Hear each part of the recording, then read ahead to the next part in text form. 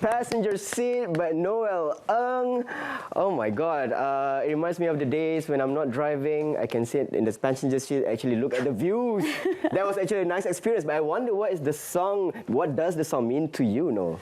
Okay, so basically I wrote this song, I call it my lagu rempit.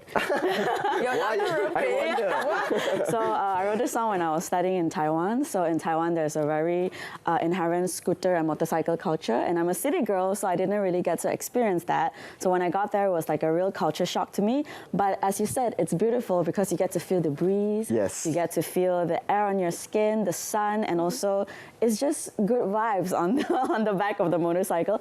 And if you're the passenger on the motorcycle, you don't have to do anything. You just have to sit there and be cute. So, that explains all women, doesn't it? No, I'm kidding. Yeah, so that's why I wrote this song.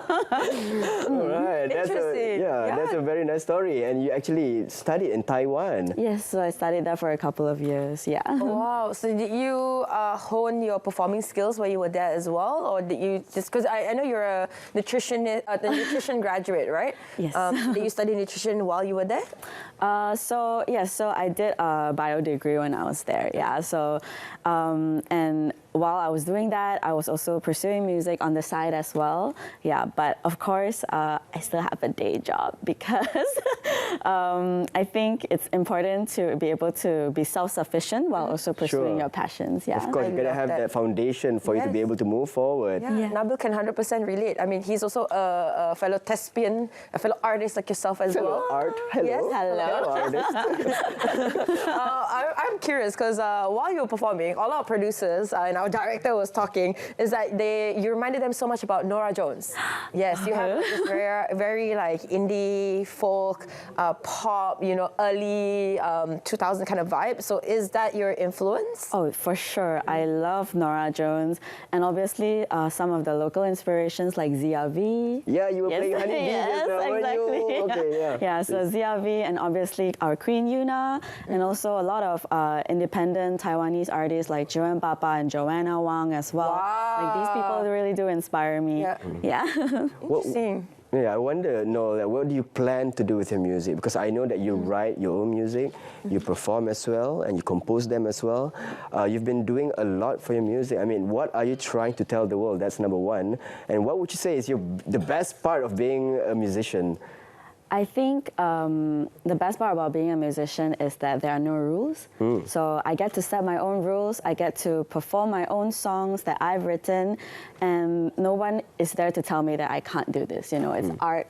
It's free. It's my expression of my thoughts and feelings. That's why I love most. But if you say like future plans, I would say that in 2024, I'm hoping to release my EP. So I'm an analog girl, so I really want to release a physical form. But everything is indie, so it takes a lot of time to produce.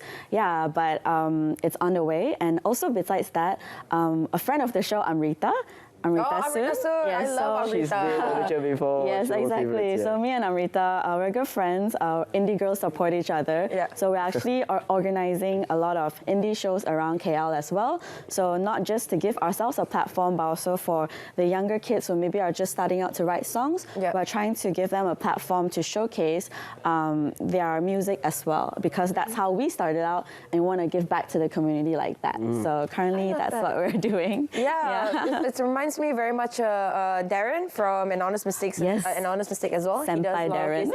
He does a lot of this where he's very big on supporting local artists. That's why we had a lot of his friends come on the show as well. Exactly. Now I'm curious, are you gonna do a collaboration with Amrita? Is there any plan to collab? Of course, but we're also busy with our own things. But definitely, it's in the works. It's just we need to book our slots. You know, like we would line up our schedules and be like, maybe like until June. You know? Gotta plan that early, right? Yeah, but definitely. And also, actually released a song with another local indie musician called Ava Lim, and it's called Under the Moonlight, and it's out on streaming now. We released it November last month. Yes.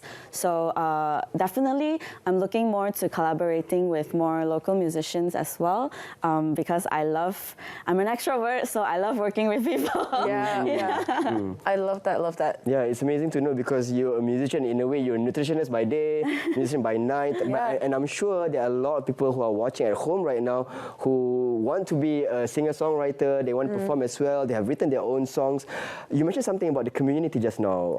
What would your advice be to those who are watching and want to be a part of the community? Like, what do they do in the beginning? Yeah. So obviously, when people are starting out, you go out and look for shows to play at. Open mics are a great way to start. So because you are not getting paid to play, so you are given the freedom to test out your material and see the audience feedback directly. So I would say, like, for singer-songwriters starting out, you can definitely go to more open mics, and also just to boost up your performing experience, because performing in your home is very different than performing to a live audience. Yeah. So, and then if you guys, if any singer-songwriters out there who really want to get heard, you can also contact me.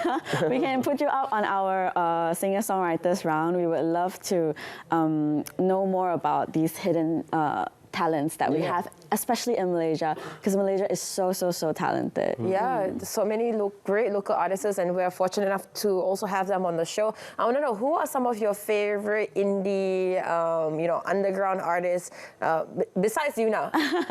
Like, shout out some local indie artists that you feel like, oh, you definitely need more exposure. Okay. I feel that there's a lot. I actually have a playlist on my Spotify that is Support Local, because I love supporting local things. Like, I'm dressed all in local as well. So definitely one of the bands I would recommend is Soft Pillow. It's one of my friend's band, and it's a dream pop kind of vibe, and they're actually doing quite well internationally. And also there's a lot, like Amrita, Ava, Susan is also one of our friends who is doing like dark academia, like dark pop vibes. Yeah, so actually there's so much off the top of my head, because I think there's just so many talented people in Malaysia. So if they want to check them out, they should follow you on Spotify and check out your playlist. Exactly. Yeah, there we go. That's how you promote. I'm curious though, for your 2024 plans, right? If you could take all of this friends, family, whoever you admire, you can make a super group, a super girl group of 5 people. Who would you pick? So that'd be you, of course. Actually, this already exists. Because like last year we were doing your band, right? We were doing an indie show, so it's called Rooftop Indie Groove. Hopefully next year we'll be able to continue the second variation of it. So it will be me and my friends Shein, Melissa, and also Faith Lee.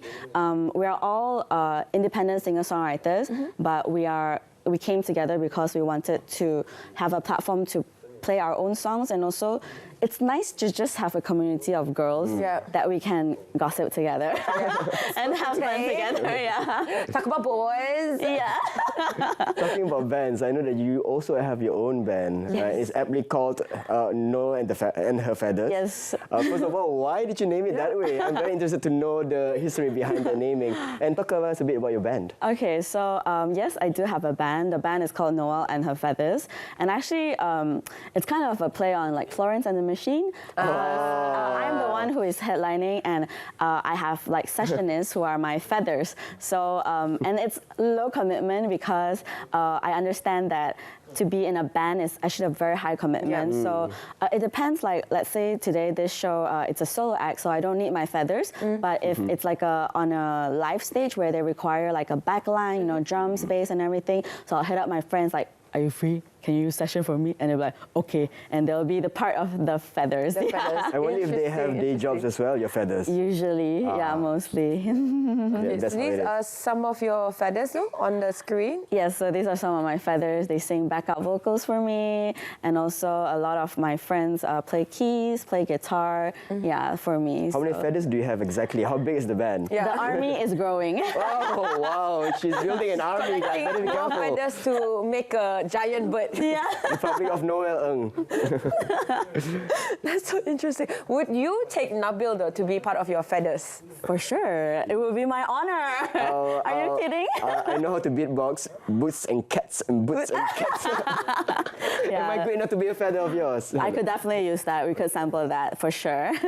I love that. I love that. Yeah. So, I'm curious. Actually, how long have you been performing? Because, like, especially when you mentioned kids, I was like, wait, how old are you to be calling other people kids? So, how long have you been performing? Okay. I've been performing for quite a long time, I would say. Since I was, I think, 18, but I've been active in the indie scene when I came back from Taiwan, which was in around 2017. Yeah, so it's been a while. So I understand the process of starting out and establishing yourself and being comfortable with myself. Like, I would say, I don't mean to call people kids. It's not to demean them, but it's that I feel like I'm already very comfortable with my artistry, and every time like I see like the younger kids starting out trying to find themselves in the music space, I have this like overwhelming urge to like the kakak urge to come on, like you can do it, and like here are the ways that I can help you with. I love the fact that it seems like you're very well spoken, other than having a good voice and you can write, and you're very well spoken. It looks like you're very aware of the industry as well, of how it works in the community. I wonder if your experience in Taiwan has helped you with that. I'm not super familiar with the Taiwan music scene, but I do know one band, if I'm not mistaken, Sunset Roller Coaster.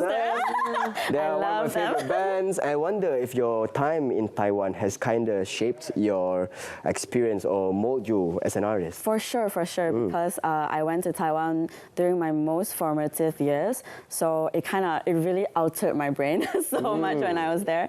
And I would say that because it's a monolithic country, so I would say that in Malaysia, like I would say our scene is a little bit more fragmented because of languages, which isn't a bad thing. It's how Malaysian music scene is unique. But in Taiwan, everything is monolithic, so it's a more concentrated form of music, and the indie music scene there is definitely booming. And I gained so much experience when I was there, competing in like national competitions, performing like at various places. So I enjoyed my time there very, very much, and I kind of want to wish to bring the passion and the love of music back here into the local scene in KL. So that's currently what I aim to do in 2024 as well. Do more of, So what was the thing that shocked you the most when you were there? I think it was the motorcycle. Yeah, the motorcycle. That's why I wrote a song. Nothing so much about like the music scene. Nobody like shocked you like, hey, you can only play guitar one way, or something. You can only play guitar like a cello. No, I remember going to Yogyakarta for the first time and then seeing the motorcycle culture. Man, it's different over there. It's like they don't follow the rules, but at the same time, there's no accident happening. No. Yeah. It's a functioning organism, Yeah. It is. I love that. Have you had instances where perhaps you're at work consulting clients, or like you're doing something in your day job that inspired you to write a song?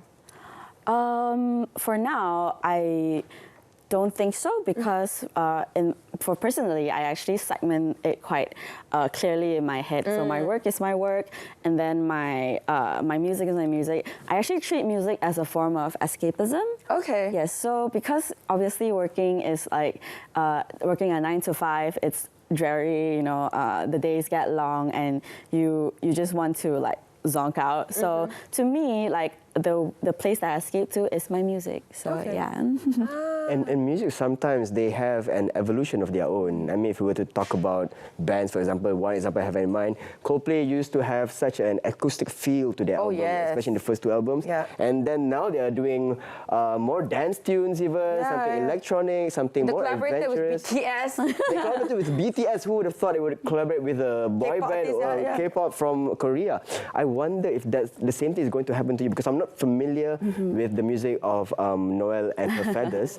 But do you see yourself going on that same evolution? Oh, for sure. I think because I have been a solo act for quite some time, and Noel and the Feathers came about, I think, in the last couple of years. I started actually performing with my band, back then. But I think the development of my own sound I would definitely see. Currently, it's more acoustic, folky, yeah. But I would definitely want to go more, delve more into genres like blues, rock, alternative rock, as well as for sure, like I hope that I will get a chance to experience like switch my music into more jazzy things as well. Yeah. Wow. So definitely. You're picking a very technical genre, right? I'm like, whoa, she want to go jazz? That is very cool. Yeah, very cool indeed. I'm curious, out of all the places that you've performed at, which is the most memorable location? And can you share with us what happened? Memorable location. I think once I got a gig to perform at Istana Perlis. Wow. Okay. Not to name drop here, but I was like, I think mention like Rex KL. exactly, yeah. What is Istana Perlis? Because I still think about it, yes. So I think it was Hari Raya. So I got invited to perform, just me and my guitar and my friend to support me as the lead guitarist. And we got to perform at Istana Perlis in KL, the Istana Perlis. And the Sultan came, and also the Permaisuri also came. And I duetted with the Permaisuri. I was like, royalty? What? Did you get the royalty? Did you get the royalty treatment also? Well, of course, they treated the guests very, very kindly, so I had a really good time. But as you said, also performing at Rex KL was very memorable. But actually, I really enjoy performing at really like hole in the club places, like underground places, in cafes or like. I just really going intimate sessions. Yes, intimate sessions. But if anybody wants to invite me to go on a big stage, also okay. Please do just contact her, guys. They have her on Instagram. Yeah, but it's great to know that these places are giving young musicians such opportunities. Like it's starting to Perlis. Exactly. And when we're talking about young musicians, there's this. Help me settle a debate here, Noel, because I was talking to a friend recently.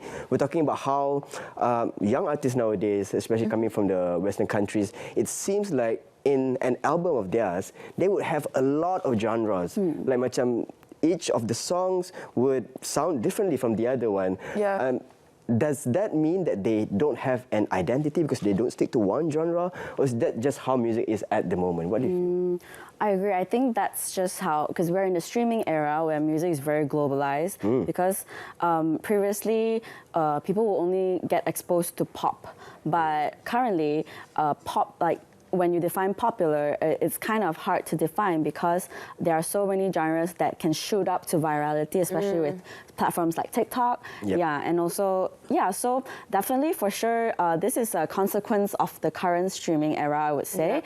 But not sure if it's a bad thing, but of course, I also think that a lot of people don't just want to stick to one genre because music is so diverse and colorful, and infusing lots of different genres is actually something that I think is very interesting to witness. So is it a bad thing? Is it a good thing? Depending on the person, right? It's neutral, I would say. It's just a consequence of the current era. All right. Oh my God, these young kids, what's going to happen to them? No. Definitely so eloquent, so well spoken.